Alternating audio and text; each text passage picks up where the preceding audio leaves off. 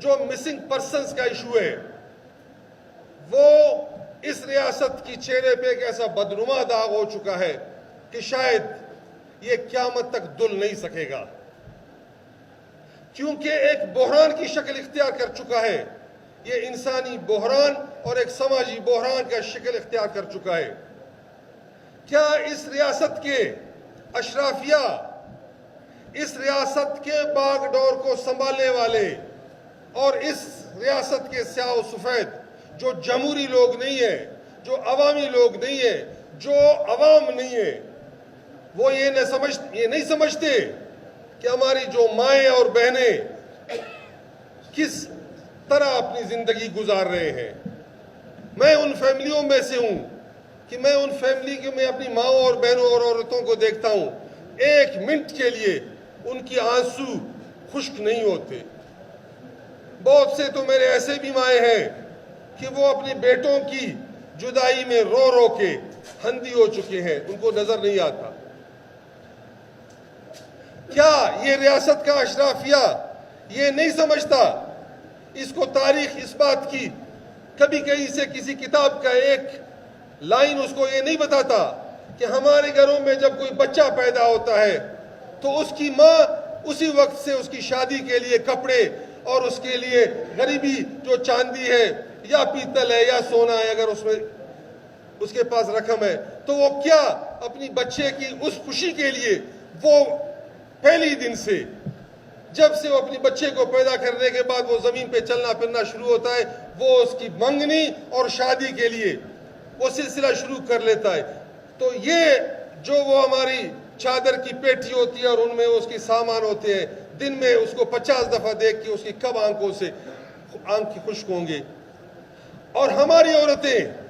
جو 20 سال سے ان کی شوہر ان کے پاس نہیں ہے، ان کا کوئی علم نہیں ہے، وہ تو اس پریشانی میں، اس سوچ میں ہے۔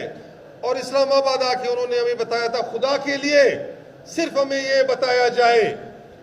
کہ ہم ابھی تک کسی کی بیوی ہیں یا ہم بیوہ ہیں، ہمیں صرف یہ بتائیں، کم سے کم تھوڑا تو تسلی ہوگا۔ اور بتائیں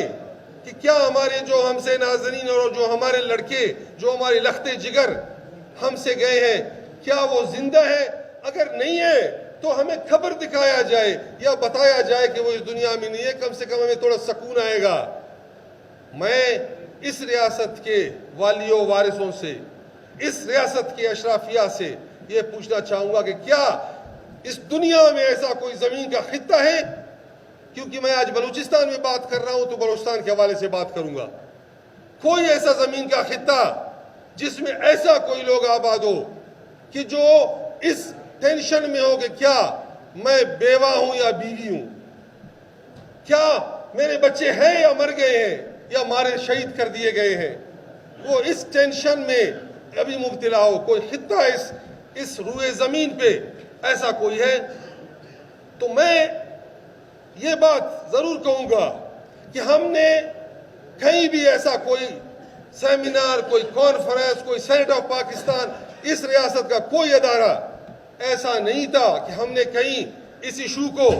ببانگ دول نہیں اٹھا کر یہ ہم نے کہا کہ ہم یہ کہتے ہیں کہ اپنے آئین پہ عمل کیا جائے، جو آئین پاکستان ہے اس پہ عمل کیا جائے۔ اور بدبختی ہے اس ریاست کی کہ اگر آپ آئین پہ بات کرنے کی بھی بات کر لو کہ جی آئین پہ عمل درآمد کیا جائے، آپ کو بھی غداروں کی لسٹ میں ڈالا جاتا ہے۔ اور آپ اپنی حقوق کی بات کرو، آپ اپنے حق حاکمیت کی بات کرو، آپ اپنے سائل و وسائل پہ اپنی حق حاکمیت کا بات کرو تو آپ غدار ہو۔ ہم یہ کہتے ہیں کہ جو آئین کی آرٹیکل ہے اس پہ عمل کر لو۔ ہمارے ہاں یہاں پہ ہمارے بہت بہترین ہمارے بیرسٹرز وکیل بیٹھے ہوئے ہیں، میں ان کے سامنے اس عدالت سے پوچھوں گا، اس ریاست سے پوچھوں گا کہ آپ کے قاضی کورٹ سے لے کے آپ کے سیشن کورٹ ہے، آپ کا ہائی کورٹ ہے اور آپ کا سپریم کورٹ آف پاکستان ہے، جس میں آپ ان ججوں کو 13 لاکھ روپے تک تنخواہیں دیتے ہو، ہم یہ کہتے ہیں کہ لاؤ جو ہمارے بچے ہیں اگر ان سے اس ریاست کی قانون کے خلاف کچھ سرزد ہوا ہے تو لاؤ ان کی ماؤں کے سامنے، ان کے بیٹوں کے سامنے، ان کی باپ والد کے سامنے، ان کی بھائیوں کے سامنے، ان کو عدالتوں کو جو آپ نے لگایا ان کے سامنے پیش کرو۔ ان میں پیش کر کے قانون کے مطابق، آئین کے مطابق اگر وہ سزا کے حقدار ہے تو ان کو سزا دو، اگر نہیں تو آپ یہ کھربوں روپے ان عدالتوں پہ آپ کیوں خرچ کرتے ہو کہ جب یہ ریاست کے لوگ، اس ریاست کے شہری اس عدالت سے کوئی فائدہ نہیں لے سکتے؟ تو بند کر لو اپنی قاضی کورٹ سے لے کے سپریم کورٹ آف پاکستان تک، جس پہ آپ کھربوں روپے لگا رہے ہو۔ تالا لگا لو ان دروازوں کو، تالا لگا لو ان عدالتوں کو کہ جس میں شہری کا نہ مال محفوظ ہے، نہ جان محفوظ ہے اور نہ عزت محفوظ ہے۔ اور دوسری طرف یہ قانون جو تحفظ دیتا ہے شہری کو، یہاں پہ اس قانون کو مختلف طریقے سے اس کی تشریح کیا جاتا ہے۔ جو زوراور ہے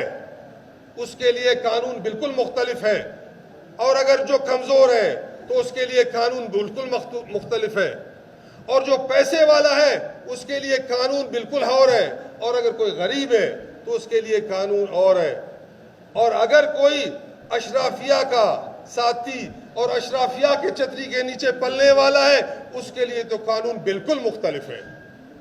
تو جب تک اس ریاست میں اس قانون پہ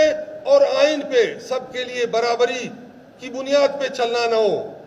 اور یہ ہماری گم شدہ یا ہمارے جو لے جانے والے گم نہیں ہے، یہاں پہ بہت بہترین میرے دوست نے کہا، میں اس کو سیکنڈ کرتا ہوں کہ سب کو پتہ ہے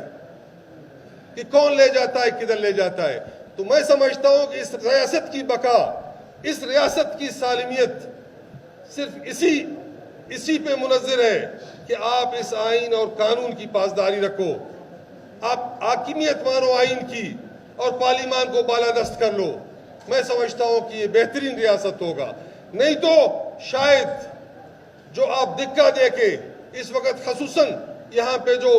مختلف صوبوں میں آپ مسنگ پرسنز ہیں، لیکن جو حال بلوچ کا ہے شاید وہ دوسرے صوبوں میں یہ حال نہیں ہے، اور آپ ان کو دکھا دے کے دیوار سے لگا کے نفرت کی وہ بیج بو رہے ہو، اور اس بیج کی آپ وہ آبیاری کر رہے ہو۔ میں سمجھتا ہوں کہ بہت جلدی وہ تناور درخت آپ اس کو بناؤ گے جو آپ پچھتاؤ گے، تاریخ آپ کو یاد دلائے گا۔ کیا آپ کسی بھی ریاست کے بندہ جو خلاف قانون کچھ کرے آپ اس کے بدلے میں 20 اٹھاتے ہو؟ ابھی یہاں پہ 5 سالوں میں کہا جاتا ہے کہ 400 لایا گیا، یس، لیکن 400 کے بدلے پہ 2000 2500 تو آپ اور لے گئے، حساب کر لو۔ تو یہ طریقہ کار جو اس نفرت کی بیج کو بویا جا رہا ہے، میں سمجھتا ہوں کہ اس ریاست کے لیے، ریاست کی مستقبل کے لیے یہ زہر قاتل ہے۔